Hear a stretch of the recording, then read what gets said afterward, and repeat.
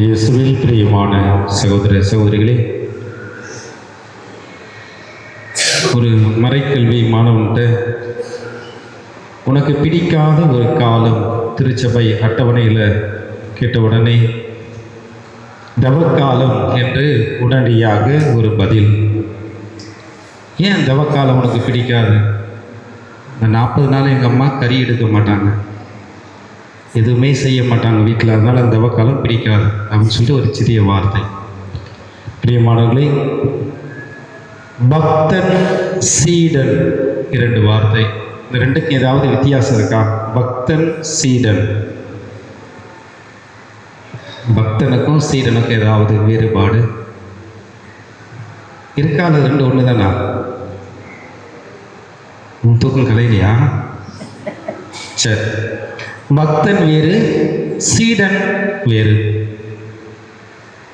ஆண்டுக்கு ஒரு முறை தவக்காலம் 40 நாட்கள், எப்படியாவது அதை ஒரு கடினமான ஒரு நாட்கள் கடந்தாக வேண்டும். 40 நாட்களும் பின்பற்றுவது 41 நாள் மீண்டும் பழைய வாழ்வு. பக்தன் என்பவன் ஒரு சைக்கிளை அப்படியே நிற்க வச்சுட்டு மேலே ஏறி சைக்கிள் ஓட்டுற ஆள். எங்கேயாவது போகுமா அந்த சைக்கிள் எங்கேயாவது போகுமா? ஒரு சைக்கிள் அப்படியே நிற்க வச்சு ஸ்டாண்டு போட்டுட்டு மேலே ஏறி சைக்கிள் ஓட்டினா எங்கேயாவது சைக்கிள் போகுமா? போகாது. அவன்தான் பக்தன். சீடன் என்பவன் சைக்கிளை ஓட்டுறானோ இல்லையோ சைக்கிளை நகர்த்தி கொண்டு செல்பவன். ஆண்டுக்கு ஒரு முறை தவக்காலம் 40 நாள் முடிந்த உடனே மீண்டும் பழைய கூடி கதவு தருடி பழைய வாழ்வு மீண்டும் தொடக்கம். அதே சண்டை சச்சரவு, வீண் வார்த்தை, வீண் பேச்சு எல்லாமே மீண்டும் தொடர்கிறது.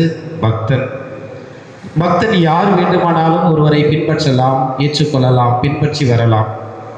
ஆனால் அவன் செய்வது அது ஒரு குறிப்பிட்ட காலத்திற்கு மட்டும்தான். வேளாங்கண்ணிக்கு நடந்து செல்லும் வரைதான். மீண்டும் வரும்போது பழைய ஆசாமியாக அவர் மாறிடுவார். போகும்போது சாமியாக போவார், வரும்பொழுது ஆசாமியாக மாறிடுவார். ஆனால் சீடன் அப்படி அல்ல. ஒரு முறை ஆண்டவுடைய வார்த்தையை பெற்றுக்கொண்டவன் அந்த சைக்கிளை அவன் ஓட்டுறானோ அல்லது நகர்த்தி கொண்டு செல்கிறானோ இயேசுவை பின்தொடர்கின்றவன். வாழ்நாள் முழுவதும் ஒரு நாள் பெற்றுக்கொண்ட அந்த நம்பிக்கையை, விசுவாசத்தை தன் வாழ்நாள் முழுவதும் அவன் வாழ்ந்து காட்டக்கூடியவன் தான் அந்த ஒரு சீடன் என்பவன். இப்போ சொல்லுங்க, நம்ம பக்தனா சீடனான்னு நமக்கு தான் நாமே பதில் சொல்லிக்கணும். பக்கத்தில் இருக்கிறவங்க சொல்லிடக்கூடாது, நம் மனசாட்சிக்கு நம்மளே பதில் சொல்லுவோம். இந்த தவக்காலத்தில் ஏற்கனவே 3 முத்தாய்ப்புகளாக நாம் பார்க்கின்றோம். ஜெபம், தபம், தர்மம் அல்லது நோன்பு என்கின்ற வார்த்தைகளை தொடர்ந்து எங்கு எந்த திருப்பலியில் பார்த்தாலும் குருவானவரும் பயன்படுத்துகின்ற இதே வார்த்தை. எந்த திசையிலும் ஆன்மீக சொற்பொழிவாளர்கள் யாரை பார்த்தாலும் சொல்கின்ற இந்த 3 வார்த்தை. இந்த 3 வார்த்தைக்கும் தவக்காலத்திற்கும் என்ன ஒரு தொடர்பு என்று நாம் சிந்திக்கும் பொழுது, ஜெபமானது ஆண்டவரோடு நான் கொள்கின்ற உறவு. தபமானது நான் என்னை பற்றிய ஒரு தெரிதல், புரிதல். தர்மமானது நான் பிறரோடு கொள்கின்ற ஒரு உறவு. ஜெபம். இயேசுவை நாம் பார்க்கும் பொழுது இறை மகனாக அவர் இருந்தாலும் அவருக்கு தேவை ஒன்றும் கிடையாது. அது தேவை, இது தேவை என்று ஒரு நாளும் தன் தந்தையிடம் ஜெபித்தது கிடையாது. ஆனால் அதிகாலை நேரத்திலே தனிமையாக சென்று தந்தையோடு உறவாடினார் என்று விவிலியத்திலே நாம் அழகாக நாம் பார்க்கின்றோம். மார்க் நற்செய்தி 1:35 பார்க்கின்றோம். அதிகாலையில் எழுந்து தனிமையான ஒரு இடம். லூக்கா நற்செய்தி 6:12 திருத்தூதர்களை தேர்ந்தெடுப்பதற்கு முன்பாக அவர் ஜெபிக்கின்றார். மத்தேயு 26 கெத்செமனே தோட்டத்திலே தன்னுடைய துன்பக்களத்தை பற்றி சிந்தித்த அவர், இது என்னுடைய விருப்பம் அல்ல, உம்முடைய விருப்பம் என்று தந்தையோடு அந்த ஒரு ஜெபம். மத்தேயு 14:19 அப்பம் பலுகல் செய்யும் பொழுது அங்கே ஜெபிக்கின்றார். அப்பம் பலுகல் செய்யப்படுகிறது. இவ்வாறாக விவிலியத்திலே அதிகமான இடத்திலே இயேசுனுடைய அந்த ஜெபம், தந்தையோடு கொள்கின்ற ஒரு உறவு. எனக்கு பிடித்தமான ஒரு நபர் இருக்கின்றார் என்றால் நான் அவரோடு அடிக்கடி பேச வேண்டும், உரையாட வேண்டும், உறவாட வேண்டும். என்னுடைய நேரத்தை நான் அதிகமாக செலவிடும் பொழுதுதான் எனக்கு ஒரு மிகப்பெரிய ஒரு மகிழ்ச்சி கிடைக்கின்றது, ஒரு நிம்மதி கிடைக்கின்றது, மன அமைதி எனக்கு கிடைக்கின்றது. அதனால இயேசு தன் தந்தையோடு அதிகமாக நேரத்தை செலவிட்டார், உரையாடினார், உறவாடினார். அதிலும் குறிப்பாக பார்க்கும் பொழுது ஒவ்வொரு பணியும் தொடங்குவதற்கு முன்பாக அதிகாலையில் தனிமையாக சென்று தந்தையோடு உரையாடினார், ஜெபித்தார் என்று விவிலிய வார்த்தைகள் நமக்கு தெளிவாக பதிவு செய்கின்றன. அதனால்தான் நாம் இறைவனோடு உறவு கொள்ள இந்த தவக்காலம், அவர்களோடு நாம் நம் நேரத்தை அதிகமாக செலவிட வேண்டும். அவருடைய ஆசீர்வாதத்தை நாம் பெற்றுக்கொள்ள வேண்டும். அவருடைய உடனிருப்பை நாம் பெற்றுக்கொள்ள வேண்டும், பாதுகாப்பை பெற்று மகிழ வேண்டும் என்பதற்காக இந்த ஜெபம் அதிகமாக நமக்கு இருக்க வேண்டும் என்பதற்கு தான் சிந்திக்க அழைக்கின்றது. இரண்டாவதாக நாம் பார்க்கும் பொழுது இந்த தபம் என்னை பற்றிய ஒரு சுய ஆய்வு.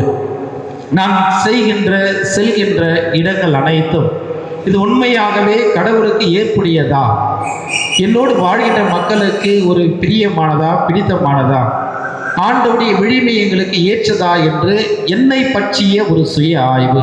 என்னுடைய நடை, உடை, பந்தா, பாவனைகள், நான் பேசுகின்ற வார்த்தைகள், நான் செய்கின்ற செயல்கள் அனைத்தும் உண்மையாகவே இவை கடவுளுக்கு ஏற்புடையதா என்று சிந்திப்பதற்காக அந்த தவமானது ஒரு மனிதன் தனிமையாக சென்று தன்னை பற்றிய ஒரு சுய ஆய்வு செய்தல். அதிலும் குறிப்பாக ஒவ்வொரு நாளும் இரவு உறங்கு போவதற்கு முன் இன்றைய நாள் முழுவதும் இறைவன் எனக்கு செய்த நன்மைகள், நான் எவ்வளவு நன்மைகள் நான் பிறருக்கு செய்திருக்கின்றேன், நான் பேசிய வார்த்தைகள் உண்மையாகவே பிறருக்கு இது பயனுள்ளதாக இருந்ததா, என்னுடைய செயல்பாடுகள் அனைத்தும் பிறருக்கு ஏற்புடையதாக இருந்ததா, ஆண்டவருக்கு ஏற்புடையதாக இருந்ததா என்று அதை நாம் சிந்தித்து பார்ப்பதற்கு தான் இந்த தவமானது நமக்கு உதவியாக இருக்கின்றது. ஒருவேளை வயிறை நாம் காலி செய்வதனால் அங்கே ஒரு மிகப்பெரிய தவம் அல்ல. இதயத்தை நாம் இறை அருளால் நிரப்ப வேண்டும். வெறும் வயிற்றை நாம் அது சாப்பிடாமல் இது சாப்பிடாமல் இருப்பதனால நாம் ஒன்றும் செய்ய போவது கிடையாது. மாறாக இதயத்தை இறை அருளால் நாம் நிரப்பி நாம் மகிழ வேண்டும். உணவை தவிர்ப்பது அல்ல, பாவத்தை தவிர்ப்பது. ஒரு மனிதன் தன்னை பற்றி சிந்திப்பதனால் உணவை தவிர்ப்பது அல்ல, மாறாக பாவத்தை தவிர்ப்பது தான் இந்த ஒரு தவம் நமக்கு உதவியாக உள்ளது. மூன்றாவதாக நாம் பார்க்கின்றோம் தர்மம் அல்லது நோன்பு. பிறரோடு நான் கொள்கின்ற உறவு. முதல் ஜெபமானது இறை மனித உறவு, தபம் தன்னை பற்றிய ஒரு சிந்தனை உறவு. மூன்றாவது தர்மமானது நான் பிறரோடு கொள்கின்ற அந்த உறவை பற்றி சிந்திக்க அழைப்பு எனக்கு விடுக்கின்றது. அதான் இயேசு மத்திய நற்செய்தி 25 சொல்வார், சின்னம் சிறிய என் சகோதர சகோதரிகளுக்கு செய்ததையெல்லாம் எனக்கே நீங்கள் செய்தீர்கள். என்னோடு வாழ்கின்ற அந்த மனிதர்களுக்கு என்னால் முடிந்த அந்த ஒரு உதவி, குறிப்பாக இந்த நோன்பு காலங்கள், தப காலங்களிலே அதிகமாக மக்களை சந்தித்து அவர்களுக்கு உதவி செய்கின்ற ஒரு பழக்கம் நமக்கு உண்டு. அதில் குறிப்பாக ஏதாவது இருக்கின்ற ஒரு பொருட்களை கொண்டு சென்று அவர்களுக்கு கொடுக்க வேண்டும், அவர்களுக்கு கொடுத்து மகிழ்விக்க வேண்டும் என்பது நாம் ஒவ்வொரு தவ காலத்திலும் மேற்கொள்கிற ஒரு தவ முயற்சியாக இருந்தாலும் அது ஒரு குறிப்பிட்ட காலத்திற்கு மட்டுமல்ல, தொடர்ச்சியாக இருக்க வேண்டும் என்பதுதான் நமக்கு மிக முக்கியமானதாக உள்ளது. இந்த பிறரோடு கொள்கின்ற அந்த உறவை பற்றி சிந்திக்கும் பொழுது இதிலும் ஒரு 3 விதமான ஒரு நிகழ்வை நாம் பார்க்க முடிகின்றது. எப்படி என்றால், இப்போ என்னுடைய அக்கா எடுத்துக்கொண்டால் எதை எடுத்தாலும் எனக்கு கொடுப்பாள். தான் சாப்பிடாமல் அதை கொண்டு வந்து தான் சாப்பிடாமல் எனக்கு கொடுப்பது. அண்ணனை எடுத்துக்கொண்டால் அவன் சாப்பிடுவான், சாப்பிட்ட மீதியை சரி தம்பிக்கு கொஞ்சம் கொடுப்போன்னு கொண்டு வருவான். நான் யாருக்குமே கொடுக்க மாட்டேன். 3 விதமான மனிதர்களை நான் எடுத்து சொன்னேன். முதலாவது, தான் சாப்பிடவில்லை என்றாலும் தன்னுடைய தம்பி சாப்பிட வேண்டும், தன்னுடைய தங்கை சாப்பிட வேண்டும் என்று கொண்டு வருகிற மனநிலை ஒரு தியாகம். இரண்டாவது, தான் சாப்பிட்ட மீதியை அல்லது தான் சாப்பிட்ட கொஞ்சருக்கு தன்னுடைய தம்பிக்கு கொடுப்பது பகிர்வு. மூன்றாவது நபர் இங்கே செய்வது ஒரு சுய நலம். நாம் பார்க்கின்றோம். இந்த தவ காலத்தில் நான் சிந்திக்கும் பொழுது மேலே இருக்கின்ற அந்த 2 நபர்களை போல் நாம் கட்டாயம் வாழ வேண்டும் என்பதுதான் மிக முக்கியமான ஒரு அழைப்பு. ஒரு தியாகம் செய்து என்னோடு இருக்கின்றவர்களுக்கு நான் உதவி செய்தல், இருப்பதை பிறரோடு நான் பகிர்ந்து வாழ்தல். நான் ஒரு சுயநலவாதியாக இருக்கக்கூடாது. பிறரை நான் எப்பொழுது உதவி செய்யும் பொழுது அதை நான் பெற்றுக்கொள்கிறேன். இதுதான் பொருந்திருக்கிறது திருமுகத்திலே மிக அழகாக பவுலடியாருடைய வார்த்தைகள்.